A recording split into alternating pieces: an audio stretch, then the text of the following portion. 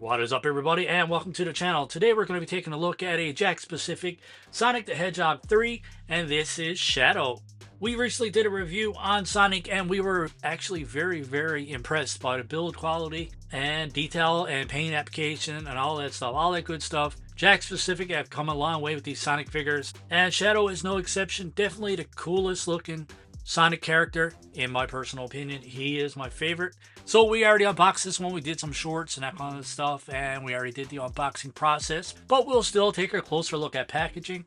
There's a read up on top there that says Shadow is a fierce and mysterious foe who is determined to accomplish his goals and won't let anything stand in his way. Very cool, very awesome.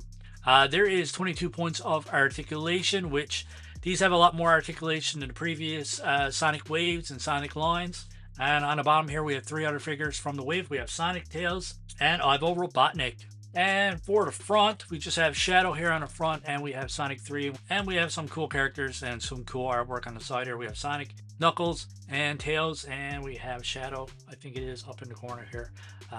Looking very creepy and scary looking. So, like I previously mentioned, this is from Sonic the Hedgehog 3. My son is very excited to see this movie when it comes out. He was a big fan of Sonic. And personally, I'm kind of excited to see this one as well. First of all, we'll start with the paint application on this one. I think they did a good job. The paint application on this one is not perfect, but it is good. The only major downfall is there's a lot of red paint kind of splattered over or spilled or whatever the case may be on the white paint. So we see all the red kind of spots all over here. And it's on both sneakers.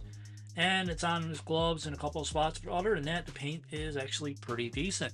We get down to his sneakers, there's a bit of overpaint, and we do have a little bit of black paint showing through here. But for the most part, like I previously mentioned, pretty cool looking sneakers. And yeah, just a nice looking Sonic figure overall. Big improvement in articulation compared to the previous ones. The joints on these are way better than the previous line as well.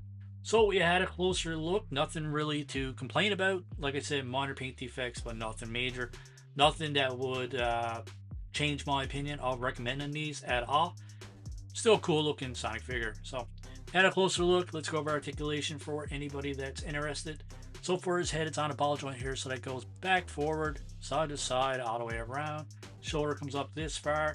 There's a butterfly joint there. There's a rotation at the base, and there's a rotation right here as well. We have single jointed elbows, which on the Sonic review, I actually said double jointed elbows because I did 3 or 4 reviews and I was just kind of in this auto review mode and wasn't really paying attention. So single jointed elbows on these. There's actually a ratchet joint. So ratchet joint is a single joint. And for his wrists go all the way around. There's a hinge there as well. So you do get some hinge action there. It does spin all the way around, and his hands are actually articulated as well. So you can make a nice fist, open hand, whatever the case may be. And there is a ball joint on the upper body here. Very limited range of motion. Does spin all the way around. No real side to side, but like I previously mentioned, you do get a full rotation. And as for the legs come out almost to a complete split.